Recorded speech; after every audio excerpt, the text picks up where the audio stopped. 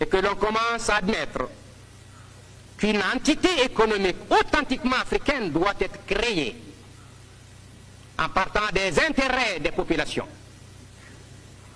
Il reste à convaincre les impérialistes qu'en fin de compte, toutes les industries, y compris les plus hautement développées, ont intérêt à ce que l'Afrique crée sa propre économie et qu'elle réalise les conditions de sa propre industrialisation.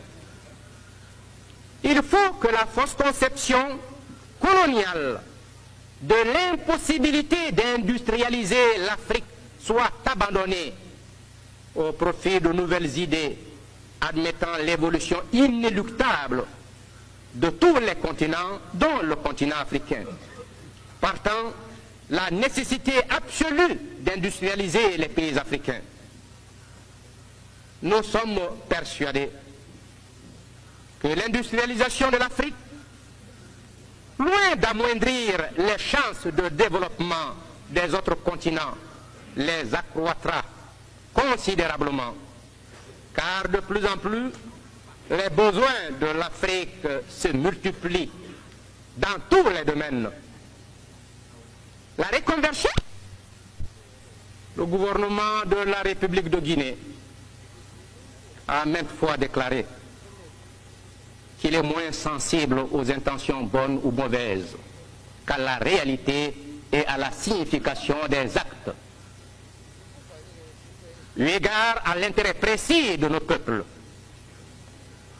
il a également déclaré que pour sa part, les intentions n'ont jamais fait l'histoire et ne peuvent rien changer dans le monde si elles ne sont pas traduites par des actes de même nature.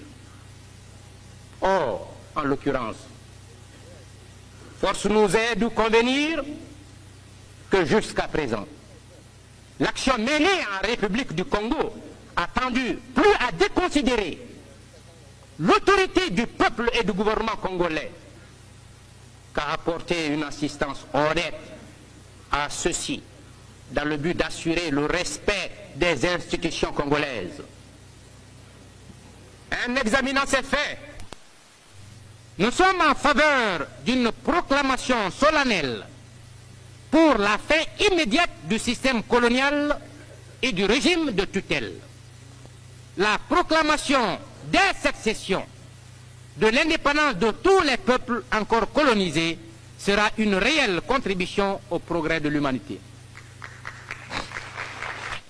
Le projet de résolution que j'ai eu l'honneur de déposer, nous demandons que la délégation mandatée par le gouvernement de la République du Congo, dirigée par M. Patrice Lumumba, soit autorisée immédiatement à siéger au sein de l'Assemblée générale. Selon la proposition du président Nkrumah en ce qui concerne l'accroissement des responsabilités du groupe afro-asiatique dans le cadre de l'action militaire et civile des Nations Unies au Congo.